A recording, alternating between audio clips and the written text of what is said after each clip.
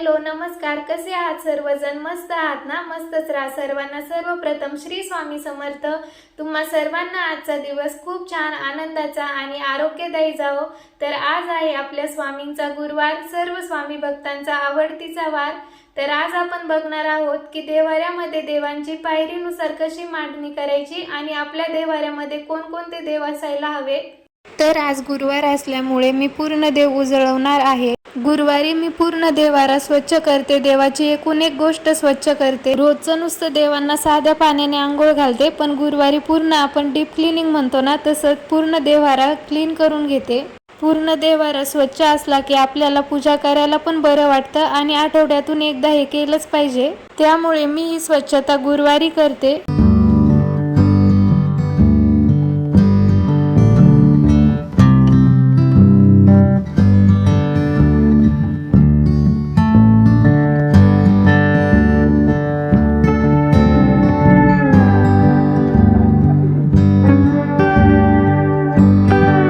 देवघर हे लाकडाचं असल्यामुळे आपल्याला जास्त पाण्याने पुसता येत नाही, तर आपल्याला ते कोरड्या कपड्यानेच पुसावं लागतं. थोडासा ओला कपडा केला तरी चालतो. एखाद्या वेळेस पाण्याने पुसलं तर काही हरकत नाही, पण शक्यतो पाण्याचा वापर कमीच करावा देवघर पुसताना. तर मी देवघर व्यवस्थित कपड्याने पुसून घेतलं. हे देवघर 3 पायऱ्यांचं आहे. देवघराला 3च पायऱ्या असाव्यात, म्हणजे आपल्याला देवांची मांडणी व्यवस्थित करता येते. पूर्ण देवघर स्वच्छ पुसून झाल्यानंतर मी देवाखाली एक लाल कलरचं वस्त्र अंथरलं. देवाखाली शक्यतो लाल किंवा पिवळ्या कलरचंच वस्त्र असावं.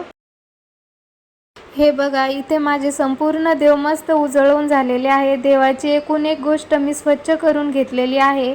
तर आता मी पूजेला सुरुवात करणार आहे. तर आता मी तुम्हाला सांगते की मी पहिल्या पायरीवरती अगोदर स्वामींचा फोटो ठेवला. स्वामींच्या डाव्या हाताला आपली जी कुलदेवी आहे तर कुलदेवीचा फोटो ठेवला आणि त्या बाजूला साईबाबांचा फोटो ठेवला वरच्या पायरीवरतीच. आणि स्वामींच्या उजव्या बाजूला आपले कुलदैवत ठेवायचे आहे. आपले कुलदैवत म्हणजे खंडोबा. तर इथे खंडोबाचा टाक आहे, तर मी तो टाक ठेवलेला आहे स्वामींच्या उजव्या बाजूला. आपल्या कुलदेवीच्या खालीच म्हणजे दुसऱ्या पायरीवरती गणपती बाप्पांना ठेवायचं आहे आणि गणपती बाप्पांच्या बाजूलाच बाळकृष्णाची स्थापना करायची आहे आणि बाळकृष्णांच्या बाजूलाच अन्नपूर्ण मातेची मूर्ती ठेवायची आहे आणि त्या शेजारीच विठ्ठल रुक्मिणीची मूर्ती ठेवायची आहे. आता तिसऱ्या पायरीवरती गणपती बाप्पांच्या खाली मी इथे तुळजाभवानी मातेची मूर्ती ठेवली आहे आणि त्या बाजूलाच इथे देवाचा एक टाक होता माझ्याकडे, तर मग मी तो ठेवला आणि त्यानंतर मग मी शंकरांची पिंड ठेवली शेवटीला. शंकरांची पिंड ठेवल्यानंतर कुठलेही देव ठेवायला चालत नाही, त्यामुळे शेवटीला शंकरांची पिंड ठेवायची आहे. अन्नपूर्ण आईची मूर्ती शंकरांच्या आसपासच ठेवायची, कारण त्यामध्ये पार्वती मातेचा वास असतो. त्यामुळे शंकरांच्या बाजूला घंटी ठेवली आणि सगळ्यात खाली गाय ठेवली आणि आपण जिथे दिवा लावतो तिथे आपल्याला आपले पितृदेव ठेवायचे आहे. त्यानंतर आपल्याला देवाच्या उजव्या हाताला आणि आपल्या डाव्या हाताला मंगल कलशाची स्थापना करायची आहे. तर अशा प्रकारे माझी संपूर्ण देवपूजा झालेली आहे, तुम्ही बघू शकता. तर तुम्हाला माझी देवपूजा कशी वाटली कमेंटमध्ये नक्की सांगा.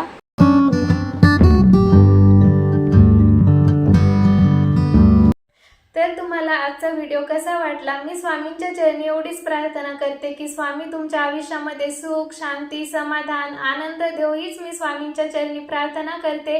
आणि आजचा व्हिडिओ इथेच थांबवते. पुन्हा भेटूया नवीन व्हिडिओमध्ये. तोपर्यंत श्री स्वामी समर्थ.